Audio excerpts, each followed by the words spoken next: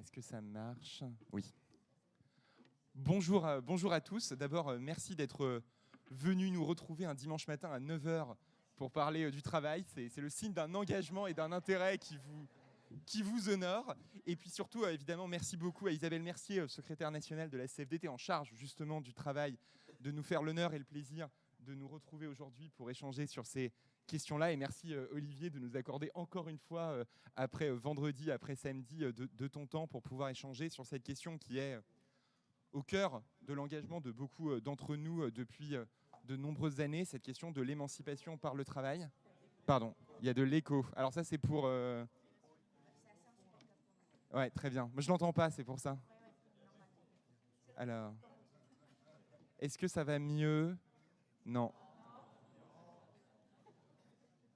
Ami de la régie.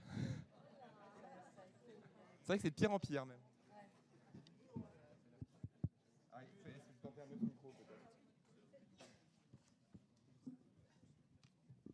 Est-ce que c'est... Non.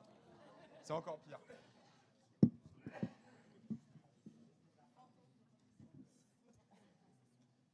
C'est vrai que c'est effrayant.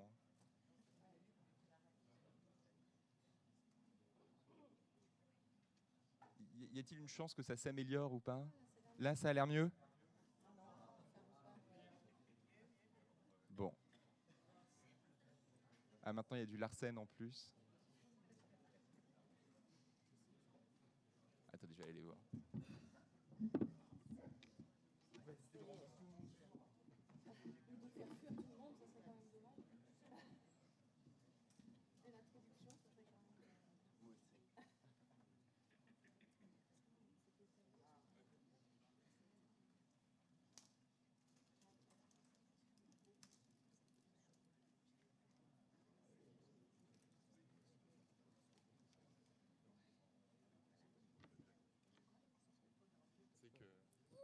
Est-ce qu'on peut continuer à partir de maintenant? Normalement, le problème est réglé. Je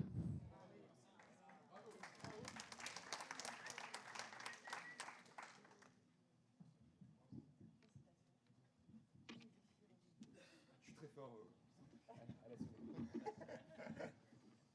Alors là, est-ce que c'est bon? Oui, formidable. Super. Bon, bah, merci beaucoup aux amis de la régie pour ce réglage. Oui, donc je reprends là où j'en étais, pour dire simplement que si cette question du travail, elle est effectivement au cœur de l'engagement de beaucoup dans notre mouvement, puis dans notre parti, elle a aussi beaucoup changé depuis 2017. Et je crois qu'on est tous très attachés à ne pas tomber dans une forme de fossilisation idéologique et de s'interroger en permanence, évidemment en restant fidèle à des principes essentiels, mais sur ce qui s'est passé, ce qui a changé dans la société, dans l'économie, pour qu'on puisse continuer évidemment à l'intégrer. On le voit évidemment dans cette question-là, sur le fait que les questions d'emploi qui étaient si prégnantes en 2016-2017, qui restent évidemment très importantes, ne doivent pas non plus occulter la question du travail en lui-même. Et donc derrière la question du travail, celle des rémunérations. On est dans une période de crise du pouvoir d'achat évidemment très importante, avec des demandes très fortes sur les augmentations de salaire. Je pense que vous reviendrez l'un et l'autre sur la conférence sociale, ce qu'on peut en attendre pour les prochains mois. Les questions sur les conditions de travail reviennent aussi très fortement. Elles ont toujours été là, mais depuis la crise sanitaire, on a une accélération considérable des revendications dans ce domaine-là, que ce soit d'ailleurs pour les travailleurs de première et deuxième ligne, ou bien pour ceux qui travaillent plutôt dans les bureaux, les cadres, etc., de formes différentes. Mais on voit cette question-là revenir très fortement. La question des progressions tout au long de la carrière deviennent aussi extrêmement importantes, avec ce phénomène des smicards à vie. Là aussi, je pense que vous pourrez y revenir. Et puis, de la même manière que la question de l'emploi ne doit pas occulter la question du travail, le court terme ne doit pas occulter non plus le long terme.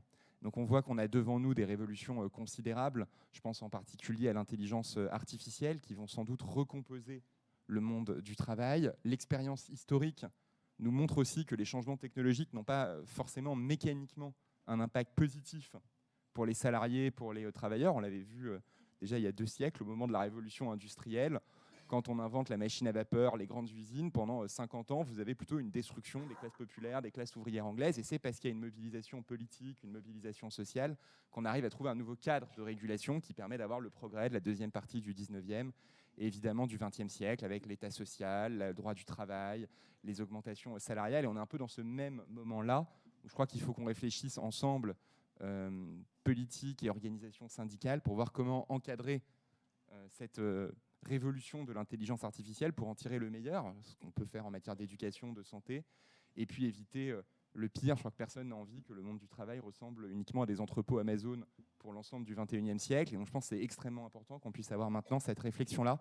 Et donc c'est comme ça que je vous propose d'organiser un peu notre discussion, un peu le court terme, sur ce qu'on peut attendre pour l'année 2023-2024, quelles doivent être nos priorités dans ces prochains mois, et puis plus la question de long terme, de voir comment est-ce qu'on peut travailler ensemble sur ces recompositions du monde du travail. Donc peut-être sur le court terme, Isabelle Mercier, je vous donne d'abord la parole pour voir un peu où on en est aujourd'hui dans le monde du travail, et puis ce qu'il faut pouvoir pousser, proposer, attendre pour les prochaines semaines et les prochains mois. Oui, ça marche. Eh ben, merci de l'invitation. Bonjour à toutes et tous.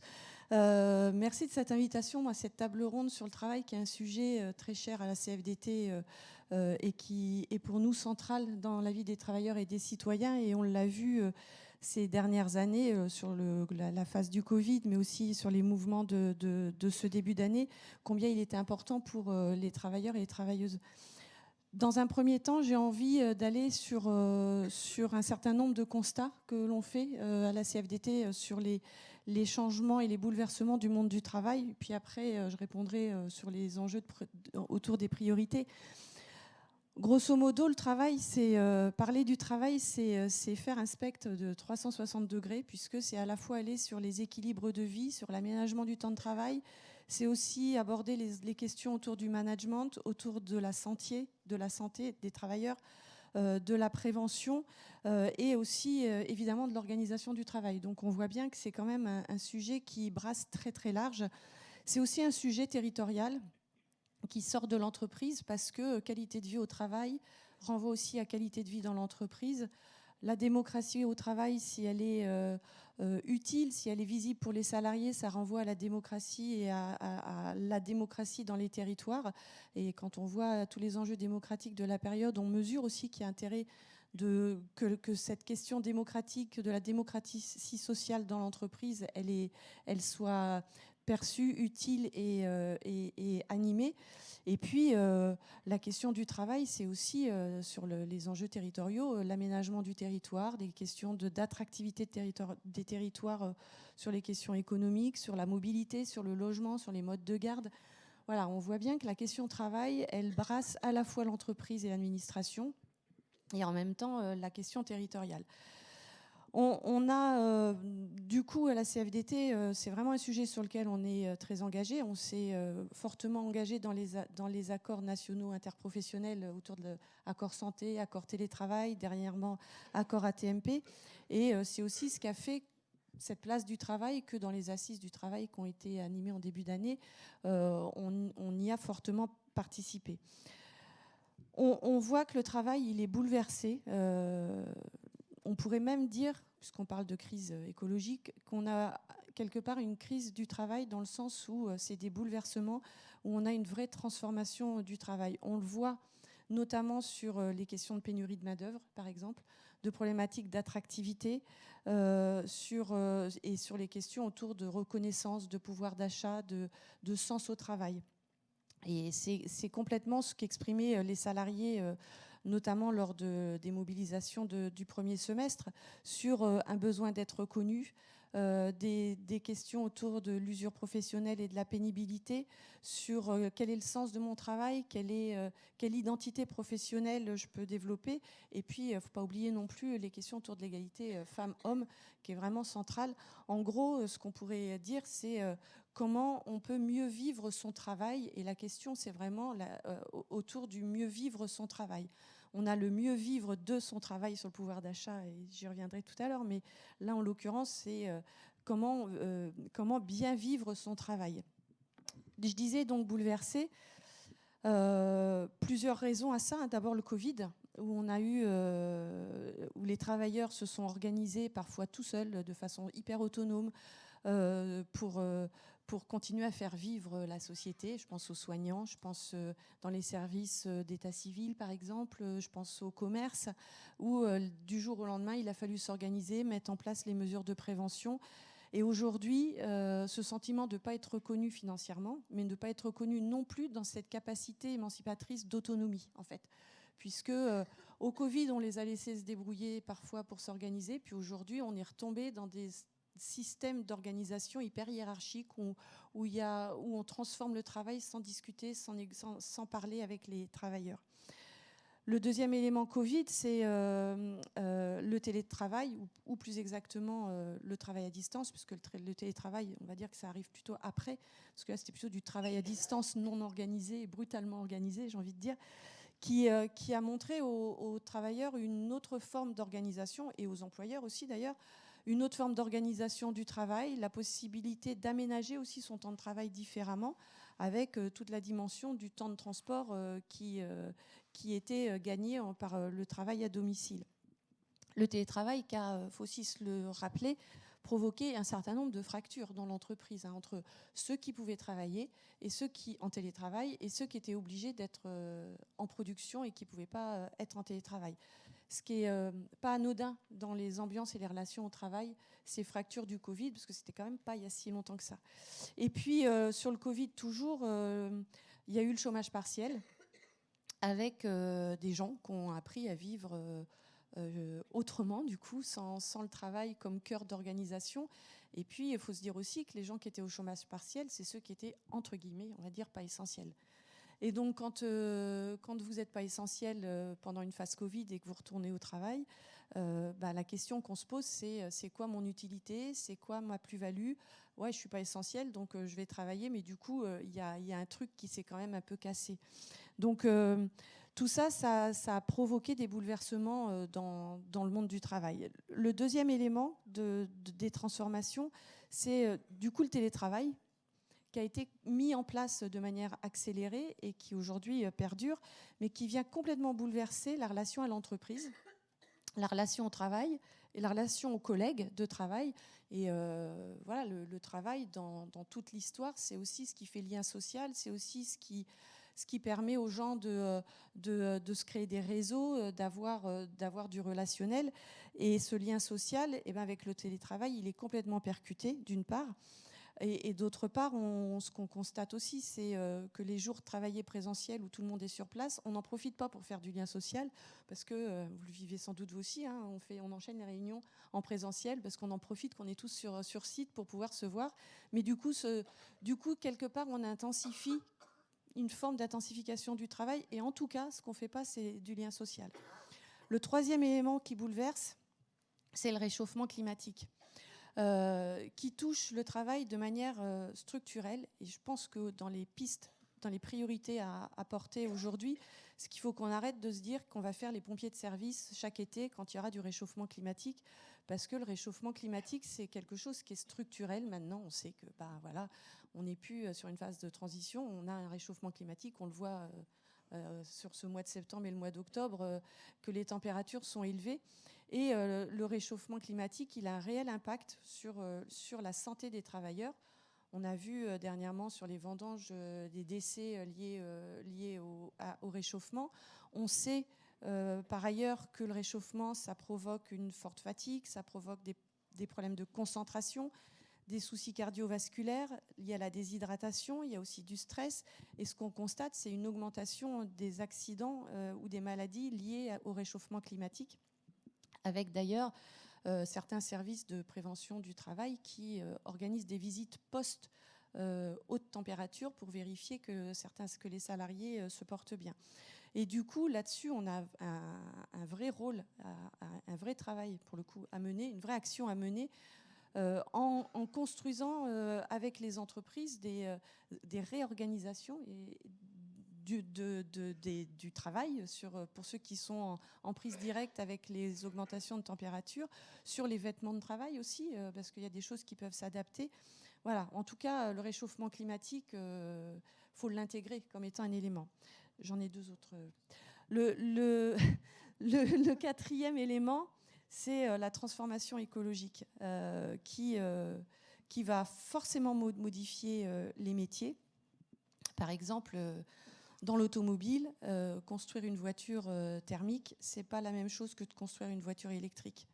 les circuits courts qu'on vise dans la transformation écologique, par exemple au niveau alimentaire, l'arrêt des engrais, des accélérateurs de production, pour prendre une expression comme celle-là, ça fait qu'il va falloir davantage de main-d'œuvre aussi dans le monde agricole pour produire de l'alimentaire. Aujourd'hui, on n'a pas assez de gens formés pour faire ce travail-là.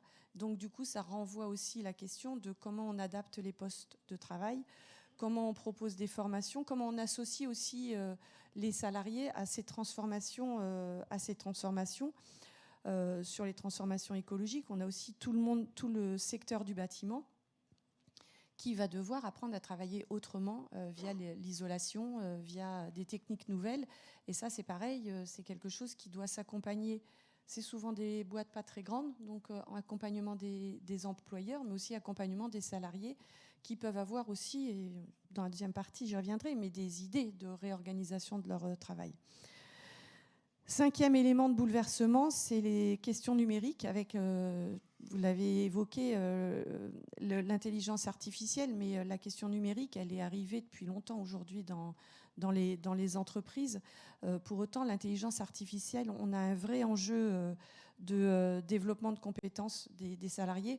On a à peu près 20% qui subissent de l'électronisme. Donc, quand on subit l'électronisme, derrière, et qu'on voit arriver l'intelligence artificielle ou le tout numérique, on a une question d'appropriation, de développement de compétences, et puis le sentiment d'être dépassé, d'être inutile. Et du coup, ça bouleverse aussi le rapport au travail et surtout le sens au travail. Du coup, pour la CFDT, le travail doit être porteur de sens, doit être émancipateur. Et c'est par le dialogue, et notamment le dialogue social et le dialogue professionnel, qu'on doit construire des solutions.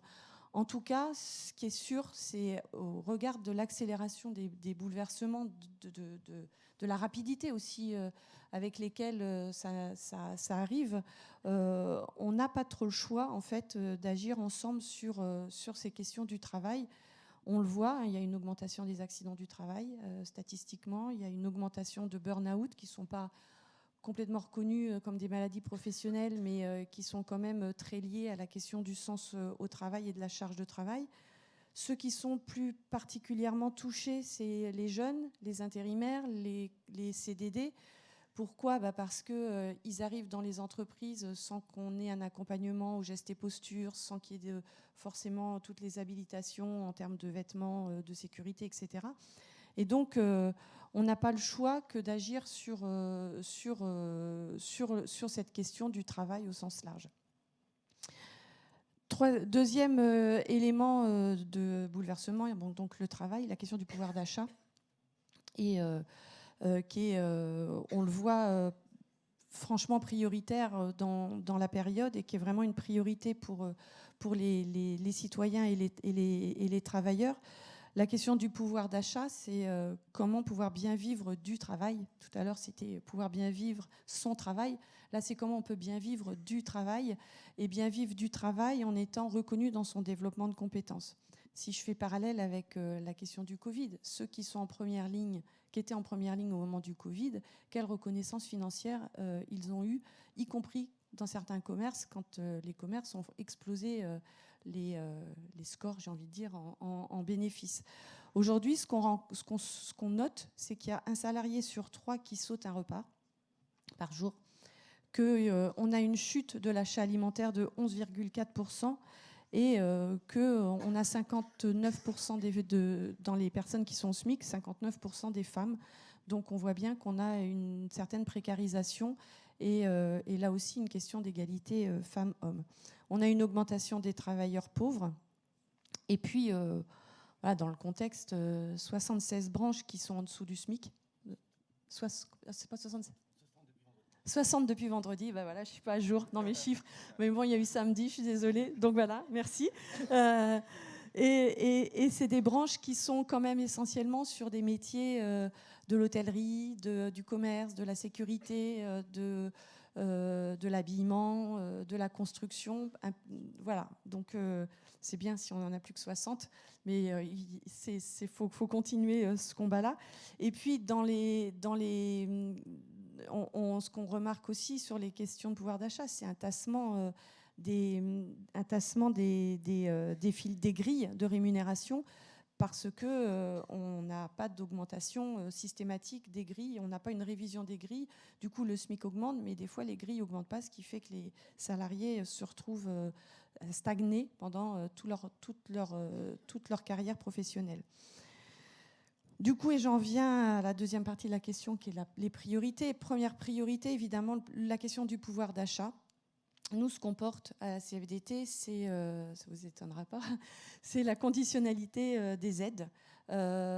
Conditionner les aides à la mise en conformité des branches sur les minima, sur le fait qu'elles révisent les grilles de rémunération tous les 2 ans, de sorte qu'il n'y ait pas cet tassement, que les salariés puissent avoir des perspectives d'augmentation en termes de rémunération.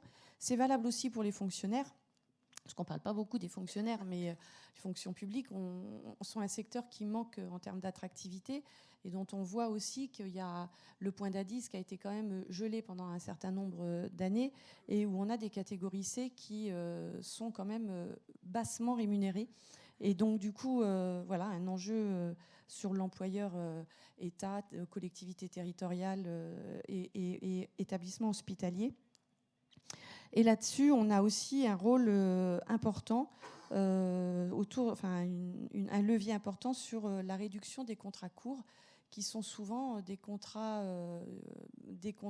avec de faibles rémunérations et derrière des possibilités d'indemnisation qui sont complexes.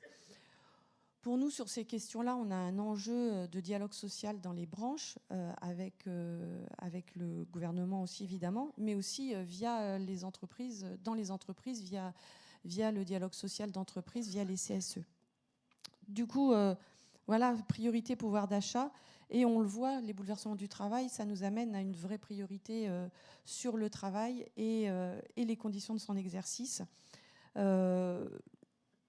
Peut-être qu'on y reviendra dans la seconde partie, donc je ne vais pas trop m'étaler dessus, mais on a un enjeu sur l'organisation du travail qui ne doit plus être la prérogative uniquement de l'employeur, parce qu'on le voit bien que les salariés ont une expertise et que le dialogue professionnel, le travailler avec les salariés sur ces questions, le dialogue social dans l'entreprise doit permettre d'améliorer la question de l'organisation du travail.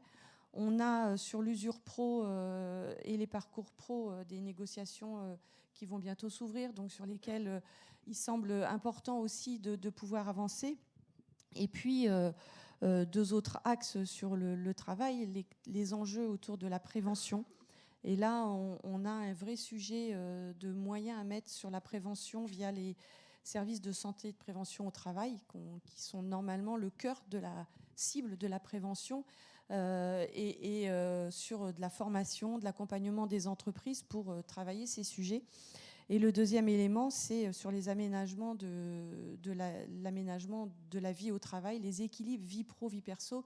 À la CFDT, on porte depuis 2014 une idée qui était en 2014 la banque des temps, qui est devenue un peu le compte épargne-temps universel, et qui est l'idée de permettre aux salariés d'avoir un compte épargne-temps, à tous les salariés, puisque universel, contrairement au compte épargne-temps qui est très présent dans les grosses entreprises.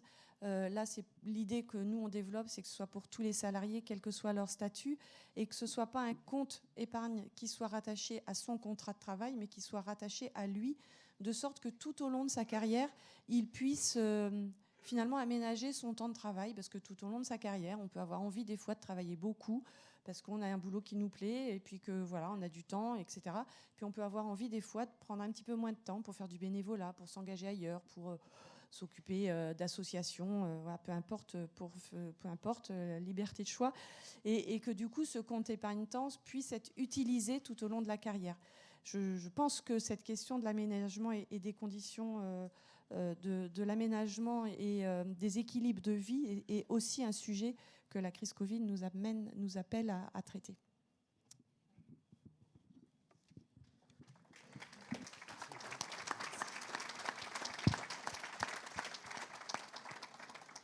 Bien, bonjour à toutes et à tous. Merci, merci madame pour vos propos et pour avoir accepté de venir ce matin, un dimanche à 9 h, comme disait David, ce qui montre qu'on aime beaucoup le travail et qu'on ne donne pas forcément toujours l'exemple sur la question des temps et de l'organisation des temps de travail dans nos activités militantes et politiques, même si on se retrouve là. Peut-être pour faire écho à ces propos et à vos propos, repartir de la question de l'emploi pour venir à celle du travail. Et en précisant qu'on a de la chance finalement, puisque quand on parle de travail, on parle d'un sujet qui est à la fois commun à tous, qui est aussi d'une grande complexité, et qu'il y a parfois dans la manière dont on parle du travail un certain nombre d'évidences qui ne le sont pas, de résultats, de situations qui sont peut-être plus contre-intuitives que ce que l'on imagine et qui ne résistent pas aux chiffres ou à la froideur de la réalité statistique. Mais si je repars de l'emploi pour aller au travail, c'est pour montrer que nous sommes dans une période où, finalement, les efforts qui ont été faits et la diminution du chômage en particulier nous autorisent d'une certaine manière, nous redonnent du temps, nous redonnent de la bande passante pour parler de travail, alors que pendant 25 ans, 30 ans, le ministère dont j'ai la charge était d'abord et avant tout le ministère de l'Emploi, plus exactement le ministère de la lutte quand ça n'était pas le ministère de la gestion du chômage, plutôt que le ministère du travail, au sens des débats qu'on peut avoir sur le sens du travail ou la qualité de vie au travail. Donc si nous pouvons avoir ces débats-là, si nous avons cette disponibilité collective pour ces débats sur le travail, c'est aussi parce que l'emploi va bien, avec un emploi qui s'est amélioré depuis maintenant plusieurs années. Et si on est uniquement à l'échelle du premier et du second quinquennat d'Emmanuel Macron, un taux de chômage qui est passé de 9,5 à 7,1%. Et nous avons retrouvé un taux de chômage que nous n'avions pas connu depuis plus de 30 ans, avec derrière le taux de chômage peut-être plus intéressant encore pour la cohésion de la société, pour notre capacité à reconquérir cette souveraineté et à retrouver des marges, des taux d'emploi qui sont particulièrement élevés. À l'heure où nous parlons, à 7 heures, pardon, la part des Français âgés de 15 à 64 ans, et je précise que la barre des 64 ans n'est pas une invention du gouvernement, c'est un modèle statistique qui existe depuis longtemps maintenant, mais la part des 15-64 ans qui sont en emploi atteint 68,6%, et c'est le taux record depuis que l'indice a été créé en 1975. Nous n'avons jamais été proportionnellement aussi nombreux dans notre société à être en emploi. Et ça vaut pour toutes les catégories. Nous avons retrouvé le taux d'emploi le plus élevé pour les jeunes, les 15-25 ans et même les moins de 30 ans, le plus élevé que nous avions connu depuis 1990. Et pour ce qui concerne les seniors, parce qu'on parle beaucoup d'emploi des seniors et à raison, le taux d'emploi des seniors est aussi le plus élevé qu'on ait connu depuis l'invention de cet indice statistique au milieu des années 70. Et donc ça signifie que notre société a créé de l'emploi, elle en a créé beaucoup. Ce sont 2 millions d'emplois qui ont été créés par l'économie française depuis maintenant 6 ans. Ça explique à la fois le taux de chômage qui a baissé et la situation économique dans laquelle nous sommes. Et je précise même que le taux de chômage baisse moins vite que la création d'emplois est importante. Ce qui signifie que des hommes et des femmes qui étaient sortis du champ de l'emploi, qui étaient sortis de la population active et sortis finalement des radars du monde de l'emploi et du travail, ils sont revenus, s'inscrivent auprès de Pôle emploi, se remettent dans une démarche d'accès à l'emploi. Et ça explique pourquoi on a parfois quelques déceptions statistiques, parce qu'on a des créations d'emplois et un chômage qui baisse moins vite que le nombre d'emplois qui a été créé, mais c'est plutôt bon signe sur le taux d'activité et le taux d'emploi de la société. Et ce qui est important aussi, et là aussi il y a déjà une situation un peu contre-intuitive, c'est que cet emploi que nous créons, que la société française crée, n'est pas un emploi qui se dégrade dans sa nature et dans la question de la précarité. Ça ne veut pas dire que la précarité, c'est un chantier ou un combat que nous avons gagné. Parce que nous savons qu'il reste énormément de salariés en précarité et nous savons qu'il reste énormément de jobs qui ne sont pas des bons jobs, avec de la précarité, avec du temps partiel subi et avec un certain nombre de défauts qui sont majeurs. Mais les nouveaux emplois créés et cette poussée de l'emploi créé ne s'est pas traduit mécaniquement par une dégradation des mêmes emplois. Et c'est même l'inverse qui s'est produit, mais là c'est un phénomène très récent, puisque lorsqu'on regarde, et là aussi c'est un indicateur statistique qui existe depuis longtemps, lorsqu'on regarde le nombre d'emplois créés, et plus exactement le nombre de contrats de travail signés au cours des derniers mois, et qu'on regarde les contrats de travail signés pour une durée supérieure à 1 mois, parce qu'on considère que les contrats de travail d'une durée inférieure à 1 mois, on est vraiment dans le domaine du remplacement, de l'extra, mais quand on est sur les contrats supérieurs à 1 mois, pour la première fois depuis une trentaine d'années, en 2022, il y a plus de la moitié des contrats signés qui sont des CDI. Et pour la première fois depuis 30 ans, nous avons retrouvé dans l'emploi total en France une part de CDI qui est plus importante que la part des CDD et que la part de l'intérim. Ça, c'est une bascule qui s'est opérée au début de l'année 2023. Mais depuis début 2023, nous avons 51-52% des emplois qui existent en France. Je ne parle pas des créations, mais bien du stock d'emplois qui sont des emplois en CDI. Alors que pendant les 15 dernières années, on était plutôt autour de 45-46% de CDI. Et donc, il y a eu une forme de déprécarisation, y compris sur une partie du stock. Ça s'explique par les tensions de recrutement, qui changent les méthodes de recrutement et qui changent les méthodes de gestion des entreprises. Ça s'explique par des perspectives économiques améliorées qui donnent plutôt envie d'aller vers de la stabilité et donc de prendre le risque, si c'est un risque, de signer des CDI, mais un emploi qui s'est amélioré. Alors, face à ça, on a désormais ces questions relatives à la qualité de vie au travail et au sens que l'on donne au travail. Et en cela, moi, je reprends l'intégralité de vos propos sur les causes, les raisons qui expliquent ces interrogations. La déstructuration des collectifs de travail au moment du Covid, ce caractère essentiel, non essentiel, qui peut interroger, parce que le mot retenu renvoie ceux qui n'y sont pas justement à une question sur leur utilité, quand bien même nous savons que chaque acte de production est évidemment essentiel à la société et essentiel à notre développement économique. La question du télétravail, qui crée à la fois une nouvelle organisation, mais une nouvelle fracture.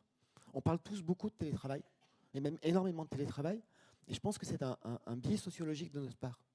Parce que quand on a la chance de pouvoir militer comme nous le faisons, quand on a la chance de pouvoir nous engager comme nous le faisons, ça signifie, et c'est valable pour nous, Renaissance, comme pour l'ensemble des partis, et je pense aussi d'une certaine manière pour les cadres des organisations syndicales et évidemment des organisations patronales, c'est qu'on a cette possibilité-là, et sociologiquement, nous sommes plutôt des hommes et des femmes qui ont accès au télétravail ou qui peuvent y avoir accès, en tout cas plus largement que le reste de la société.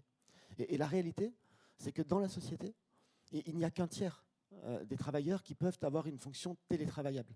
Et donc, on parle beaucoup d'un mouvement qui est certes important, mais qui ne concerne en réalité de manière physique directe qu'un tiers des travailleurs du pays. Et il faut faire aussi attention à ce que le fait qu'on focalise nos débats sur tel ou tel aspect de l'organisation du travail ne donne pas le sentiment qu'on ne s'occupe plus des conditions de travail ou de la qualité de vie au travail de l'immense majorité des salariés de notre pays. Et donc, face à tout cela, il faut évidemment qu'on puisse agir. Et c'est là que ça devient plus difficile. Ça devient plus difficile parce que d'abord, si les uns et les autres, nous avions la martingale pour répondre à toutes ces questions sur le sens du travail et la qualité de vie au travail, je pense que nous l'aurions fait. Et ça devient plus difficile parce que nous avons un choix, mais qui est un choix de modèle social français, qui, pour la puissance publique, finalement, limite aussi notre capacité d'intervention.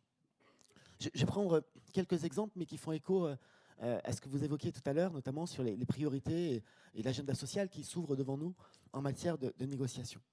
Mais quel est finalement le levier, quelles sont les clés que l'État, la puissance publique, le Parlement peuvent actionner pour intervenir sur ces champs-là? On parle de pouvoir d'achat, et à juste titre.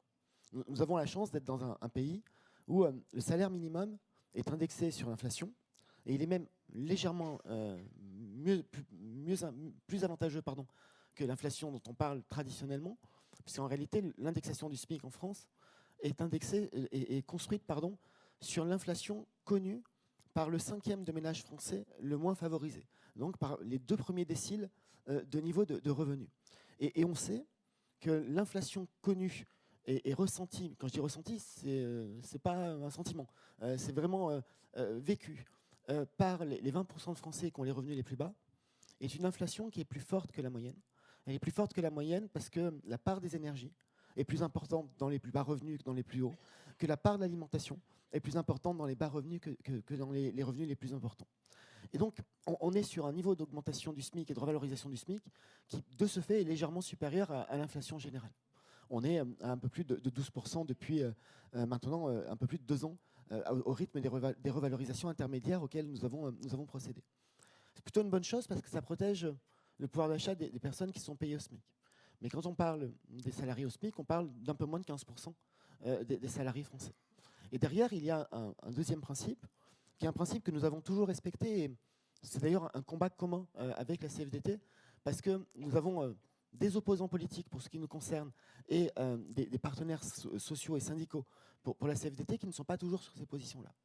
Mais le choix que nous avons fait est celui du dialogue social pour la détermination des salaires à l'exception du SMIC. Et dans d'autres termes, ça signifie que nous refusons que les niveaux de rémunération et notamment les niveaux fixés par les conventions collectives, soient tous indexés sur l'inflation, ce que demandent certaines forces politiques et syndicales. On appelle ça l'échelle mobile des salaires. Nous considérons que c'est le rôle du dialogue social dans les branches et dans les entreprises, et que s'il y a indexation de l'ensemble des niveaux de rémunération, on perd finalement le sens même et l'utilité même du dialogue social au niveau des rémunérations. Ça ne veut pas dire qu'il faut qu'on s'arrête là. Et ça veut dire qu'on doit pouvoir continuer à avancer, et continuer à avancer pour que ce dialogue social au niveau des branches soit le plus dynamique possible. On a fait des choses récemment qui permettent, je crois, d'être assez efficaces, et il y a des choses que nous devons faire pour aller plus vite encore. Ce que nous avons fait récemment, c'est en juillet 2022, avec la loi qui portait des mesures d'urgence pour le pouvoir d'achat. On a changé la règle qui encadre les négociations de branche. Et on a dit, les parlementaires ont dit, c'est un amendement des parlementaires, que les branches qui jusqu'à présent avaient 90 jours pour ouvrir une négociation à partir du moment où au moins un niveau conventionnel de rémunération passait en dessous du SMIC, puisque les niveaux conventionnels sont fixés, et quand on augmente le SMIC, ils peuvent être rattrapés, désormais elles ont 45 jours. Et donc ça permet d'ouvrir les négociations et d'obliger à ouvrir les négociations plus vite. Et la deuxième chose que nous avons dite, c'est que les branches qui resteraient durablement avec un niveau de rémunération inférieur au SMIC, parce que c'est bien d'ouvrir la négo, mais si elle n'est pas conclusive, ça peut devenir durable et ça n'est pas acceptable. On a fait de cette situation de maintien durable avec un niveau inférieur au SMIC un motif de restructuration de branche, c'est-à-dire de fusion de la branche avec une autre branche. Et le premier exemple intervient ce mois-ci, puisque j'ai signifié à la branche des casinos que s'il n'y avait pas d'accord avant la fin du mois d'octobre, et a priori il n'y en aura pas, on engage la restructuration d'office de la branche et sa fusion pour attacher le secteur des casinos à une branche qui, elle, a un dynamisme de branche et une convention collective qui marche. Là où c'est un peu contre-intuitif aussi, c'est qu'on parle, et à juste titre beaucoup, vous avez évoqué tout à l'heure le chiffre, et je vous disais en souriant que c'était plus 76 et 60, et je pense même en réalité qu'on est passé sous les 60. Pourquoi ?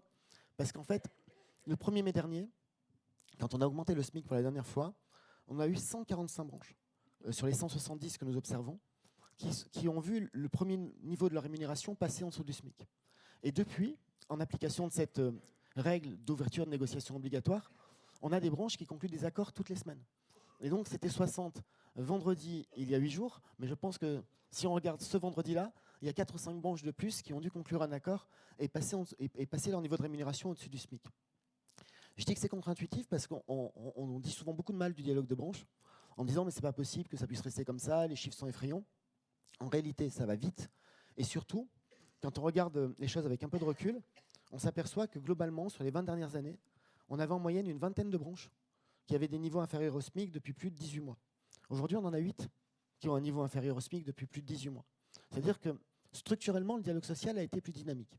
Derrière cette bonne nouvelle d'un point de vue statistique se cache par contre quelque chose d'autre que vous avez évoqué. C'est que trop souvent, les branches, quand elles négocient pour repasser leur niveau conventionnel au-dessus du SMIC, se contentent de négocier sur le bas de la grille et font en sorte que les premiers niveaux soient égaux ou légèrement supérieurs au SMIC. Et ça se traduit par des carrières totalement plates, c'est-à-dire que vous entrez dans une entreprise avec zéro ancienneté et une expérience et peu de qualifications, vous êtes au niveau 1, et puis quand vous arrivez au niveau 7, au niveau 8, et que ça fait une petite dizaine d'années, parfois plus que vous êtes là, vous êtes à SMIC plus 5%, au SMIC plus 10%. Et donc ça, c'est la question des classifications que vous avez évoquées, qui font rendre plus dynamique. Et dans le cadre de l'accord sur le partage de la valeur, qui a été signé le 10 février, accord interprofessionnel, qui a été signé par les 3 organisations patronales et 4 des 5 organisations syndicales, dont la CFDT. Il est écrit dans cet accord, le Sénat devra voter la loi de transposition la semaine du 16 octobre et l'Assemblée l'a votée au mois de juillet. Il est écrit que les branches qui n'ont pas révisé leur classification sont obligées d'ouvrir la négociation avant le 31 décembre 2023. Et l'idée est aussi de réduire le délai entre 2 négociations obligatoires autour de la classification pour faire en sorte qu'il n'y ait pas seulement le premier niveau qui soit traité par conformité au SMIC, mais bien la possibilité d'un éventail de rémunération qui soit le plus dynamique possible. Je fais une parenthèse pour évoquer la demande de la CFDT de conditionner les exonérations de cotisation à la question des niveaux de rémunération. Ça s'entend bien, parce qu'on se dit finalement, on accorde beaucoup d'exonérations, c'est bon pour l'emploi, c'est bon pour la compétitivité, mais si les branches ne jouent pas le jeu, à un moment, il faut aussi pouvoir dire qu'on marque le coup. Là où on a une difficulté, elle est juridique et technique, ça n'est même pas une difficulté politique, c'est que bien souvent, et même la plupart du temps, dans les branches qui ont des niveaux de rémunération conventionnels, qui n'ont pas été révisés, qui sont bas, qui sont très plats en début de carrière, les entreprises qui appartiennent à ces branches payent leurs salariés plus que le niveau conventionnel exigé par la convention collective. Et les entreprises elles-mêmes ne participent pas toutes au dialogue de branche. Et donc on a un principe de droit qui avait été rappelé par le Conseil constitutionnel en 2006, parce qu'il y a eu une tentative pour faire cela en 2006, qui est de dire qu'une entreprise ne peut pas être sanctionnée pour la faute d'un autre. Et en l'occurrence, l'autre, c'est la branche et l'organisation de la branche. Et là, on a ce problème de droit. Et comment on fait? Donc, si on veut surmonter ce problème de droit, il faut qu'on applique la règle non pas à l'échelle de la branche, mais plutôt à l'échelle de l'entreprise, avec une deuxième difficulté qui est de caractériser ce qui est une négociation dynamique ou pas, puisque les entreprises sont toutes tenues de payer au minimum le SMIC. Et puis, il y a une difficulté technique, purement technique, qui fait que ça signifierait que l'URSSAF et la DGFiP examinent la conformité de chaque entreprise, ce qui ne serait pas le plus évident à faire, en tout cas d'un point de vue technique. Donc ça fait partie des sujets qu'il faut qu'on continue à expertiser, mais sur lesquels on se heurte aussi à des problèmes de droit. Deuxième sujet que je voulais aborder, c'est la question de la qualité de vie au travail et de ce que l'on peut faire. Et là aussi, on retrouve un contexte où finalement l'État doit s'appuyer, peut et doit s'appuyer sur les questions relatives au dialogue social, interprofessionnel ou dans les entreprises. J'ai évoqué l'accord partage de la valeur. Je considère que c'est un succès.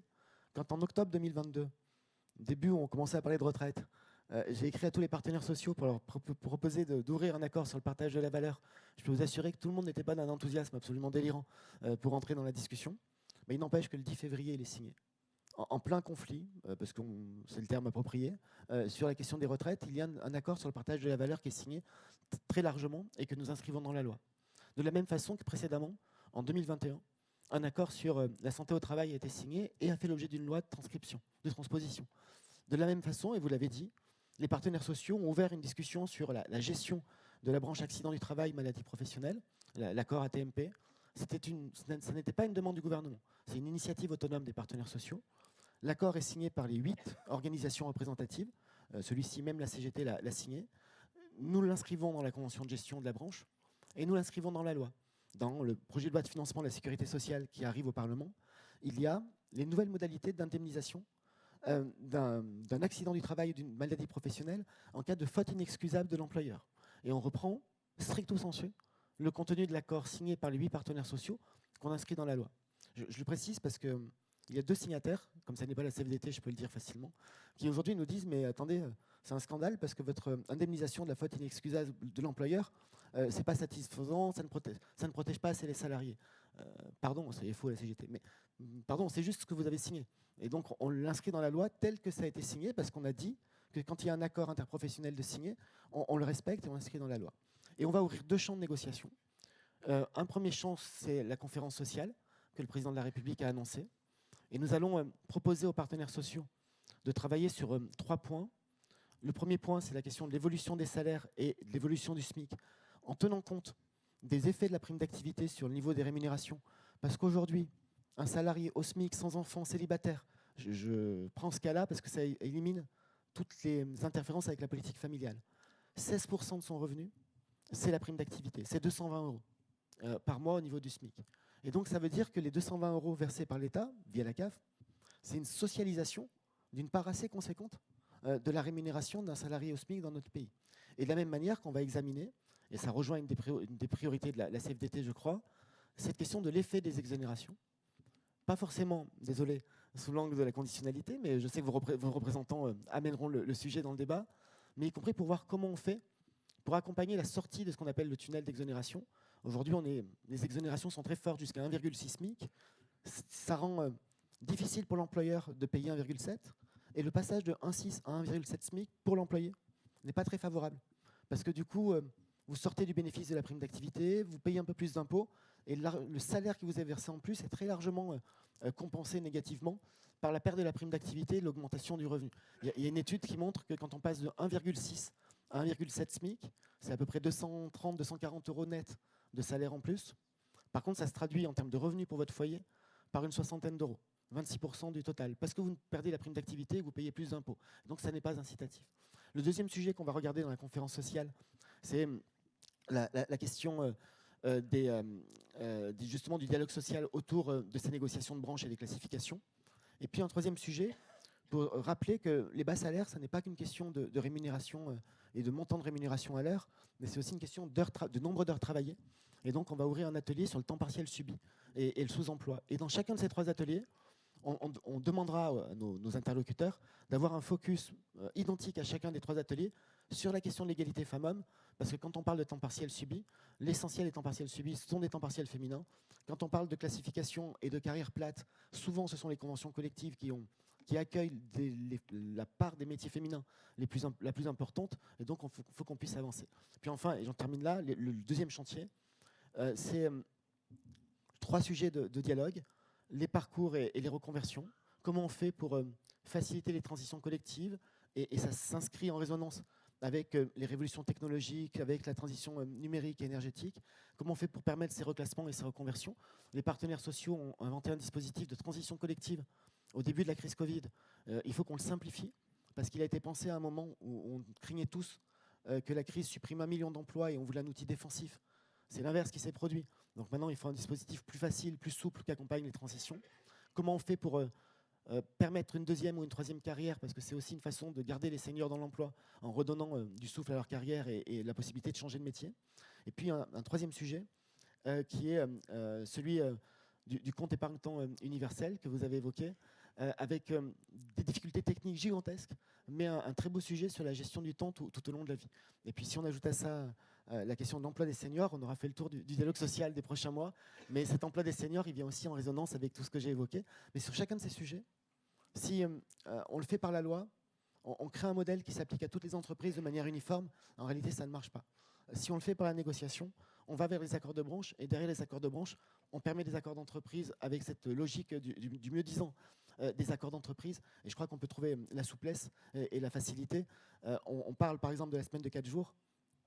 Il faudra me rouler dessus pour me faire présenter une loi sur la semaine des 4 jours au Parlement. C'est déjà possible. Alors, je fais gaffe parce que ça peut arriver, mais, non, mais je prends des engagements que je ne devrais pas prendre. Mais ce que je veux dire, c'est que c'est déjà possible. Une entreprise qui a un dialogue social de qualité, qui considère que c'est utile de travailler sur 4 jours, peut le faire. Pourquoi est-ce qu'on irait inventer un carcan qui oblige, qui encadre ou qui dit la manière dont on doit le faire, alors que tout dans le dialogue social nous le permet, et que si on a une chose à faire, c'est plutôt de partager les bonnes pratiques à ce sujet-là, plutôt que d'inventer une nouvelle règle. Je m'arrête parce que David me dit que j'ai trop long. Je le vois dans ses yeux. Voilà.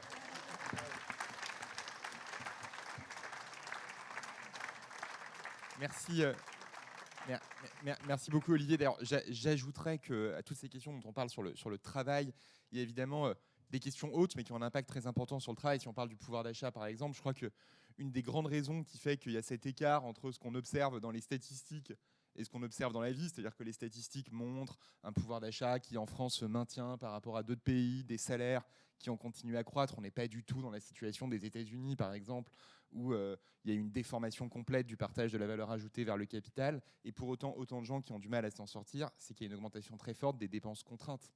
Et donc vous avez beaucoup de gens dont les augmentations salariales partent dans le prix du logement, dans le prix du carburant. On a des temps de trajet qui se sont considérablement augmentés. Donc tout ça n'est pas lié directement à ce qui se passe dans l'entreprise, mais ça explique que vous avez beau avoir une augmentation de salaire, ce n'est pas pour autant que vous avez une bouffée d'oxygène à la fin du mois si tout ça doit partir dans votre logement ou dans votre transport. Alors les deux sont un peu des vases communicants, parce que souvent les temps de transport s'allongent parce que le prix du logement à proximité de l'emploi devient trop fort. Et donc je pense que ce qu'on fera en matière et de logement et de transport, en particulier en lien avec la planification écologique, sera aussi très très importante pour cette question du pouvoir d'achat, des conditions de travail. Et c'est en tout cas quelque chose sur lequel nous au Parlement, on va beaucoup vouloir travailler. Mais comme je vois que l'heure tourne, et peut-être pour laisser du temps aussi aux questions, je pense que c'est important qu'on puisse avoir cet échange, ce dialogue, non pas social, mais un dialogue de réflexion, en tout cas ce matin. Je vous propose peut-être qu'on passe tout de suite aux questions et que ce soit peut-être l'occasion de revenir aussi à travers les questions sur cette idée du long terme, cette idée de l'organisation du travail qui me paraît effectivement très très importante. On va peut-être essayer de prendre 3 questions à la fois. Je ne sais pas s'il y a un micro qui se... Voilà, alors, on va regarder de tous les côtés. Bonjour messieurs, dames, je vais essayer d'être rapide. Je pense qu'il y a un sujet qu'on a occulté aujourd'hui. Déjà, je voudrais vous féliciter pour vos résultats. en termes de chômage et tout ce que vous avez dit. Par contre, il y a un corollaire à ça, c'est qu'aujourd'hui, il y a des secteurs, moi je travaille dans l'aéronautique, je travaille chez Thales, on fait des très bons produits, s'il y a des avionneurs, vous pouvez nous les acheter, il n'y a pas de problème, ils sont super fiables. On n'arrive pas à recruter. On cherche des ingénieurs, on n'en trouve pas. Alors on se pose des questions. Est-ce qu'on n'en forme pas assez? Est-ce que les RH n'ont pas su s'adapter? Parce que les jeunes n'ont pas forcément les mêmes demandes que nous. Du coup, qu'est-ce qui se passe? Les gens qui sont en place, on signe des contrats. Airbus, ça redémarre. L'armée, vous avez largement augmenté le budget et vous avez parfaitement raison. Donc on signe aussi des contrats de rénovation avec l'armée. On n'arrive pas à fournir. On en est à refuser des contrats parce qu'on n'arrive pas à embaucher. Et ça, je pense que c'est un sujet... Alors, c'est peut-être hors sujet et je m'en excuse, mais je pense que ça n'allait pas complètement.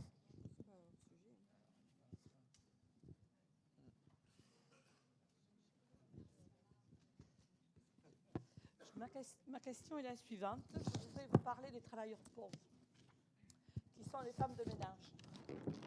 Micro. Oui, je vais parler dans le micro. Les emplois pauvres. Les femmes de ménage, appelées aujourd'hui d'un nom pompeux aide au ménage, sans reconnaissance de statut. Les invisibles du maintien à domicile. Quels moyens humains et financiers pour les aidants? Les salariés du maintien à domicile, la création du plein emploi de la filière en crise, revalorisation des salaires, la reconnaissance, la formation, l'évolution de cette filière du maintien à domicile, la fin de vie, l'achat des, l'organisation du retour à domicile qui n'est pas organisée et structurée, qui met des familles en détresse. Monsieur le ministre, êtes-vous prêt à vous engager à nos côtés pour le 3e département le plus pauvre de France? Quel département?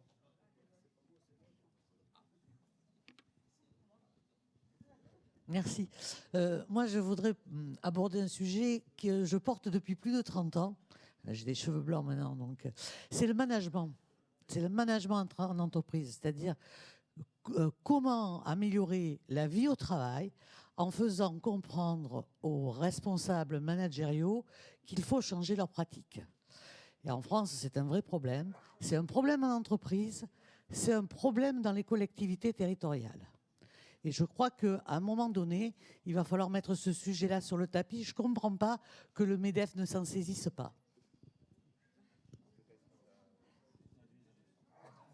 Bon, peut-être qu'on va commencer à avoir certaines réponses. Peut-être Olivier, comme tu as été interpellé sur la question du maintien à domicile, et puis ensuite Isabelle Mercier.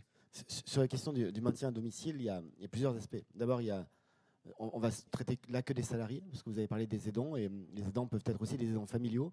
Je le dis pour glisser que dans le cadre de la réforme des retraites, on a prévu, et on a mis dans la loi, la validation des trimestres des aidants qui arrêtent de travailler pour se consacrer à l'accompagnement d'un proche lourdement malade ou en fin de vie. Et on a créé une assurance vieillesse pour les aidants, ce qui est quelque chose d'important parce que ça n'existait pas et ça permettra à celles et ceux, souvent celles, qui prennent du temps pour des proches malades ou handicapés, de ne pas avoir de décote à la fin de la carrière par la validation des trimestres, et le décret a été publié. Pour les salariés, on est très largement dans le champ privé et dans le champ du secteur privé. Et donc, comment est-ce qu'on peut agir à la fois sur la convention collective, je ne reprends pas ce que j'ai dit tout à l'heure, sur le fait qu'on doit trouver les moyens d'avoir une convention collective, notamment pour les personnes qui interviennent à domicile dans le secteur de la santé et des médico-sociales, parce qu'il y a à la fois le ménage, mais il y a aussi l'aide à la personne, qui soit meilleure. On a relancé encore récemment la discussion autour de ce qu'on appelle la convention unique, on appelle la BAS, c'est la convention que l'on veut unique pour l'ensemble des métiers du médico-social. C'est extrêmement compliqué.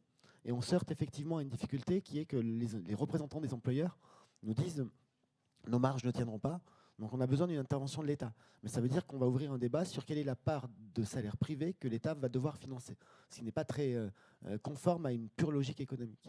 Et enfin, il y a un troisième point, je fais très vite, mais on pourra vous donner plus d'éléments, qui est de lutter dans ce secteur-là contre le travail clandestin.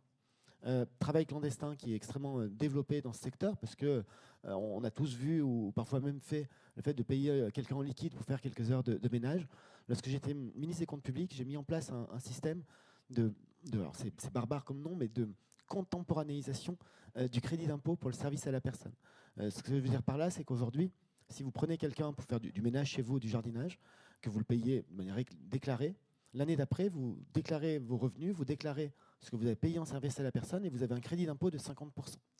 on a mis en place un système qui fait que si vous payez en CESU+, il faut être sur CESU+, sur la plateforme informatique qui vous permet de payer la personne qui intervient chez vous, on calcule le crédit d'impôt qui est de 50% en même temps que vous payez, et vous ne payez que la différence. La personne perçoit tout, et vous ne payez que la différence, et c'est un très bon outil pour faire en sorte qu'il y ait moins de travail illégal, parce que quand vous payez que la moitié et vous n'avez pas 18 mois à attendre, finalement vous payez moins que si quelqu'un vous demande 15 ou 20 euros de l'heure en liquide alors qu'il n'y a pas de cotisation. Vous vous sécurisez et vous donnez des droits à la personne sans avoir à avancer la trésorerie, et ça marche plutôt très très bien. Donc on pourra continuer à en parler, mais ça fait partie des choses que l'on peut faire.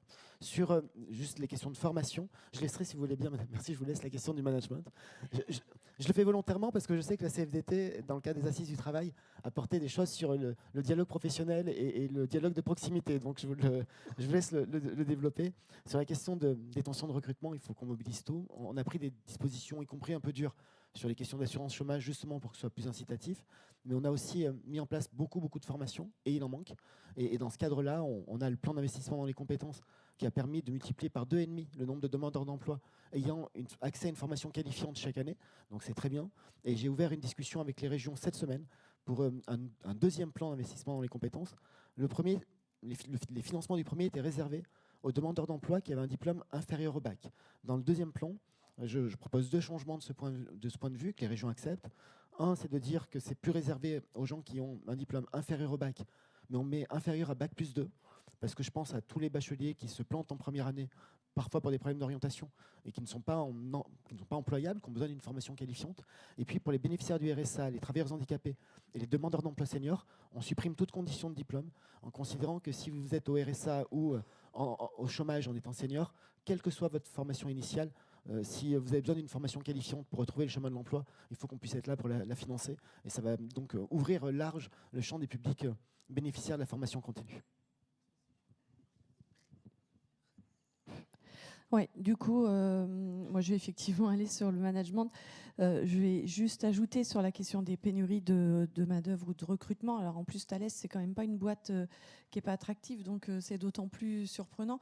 Après, on a aussi un enjeu d'aménagement de territoire et d'accès au travail par la mobilité, sur les schémas de mobilité, la question de l'accès au logement, où on a certaines régions où on voit quand même que c'est un vrai frein. Puis on a un deuxième sujet sur ça, c'est la démographie.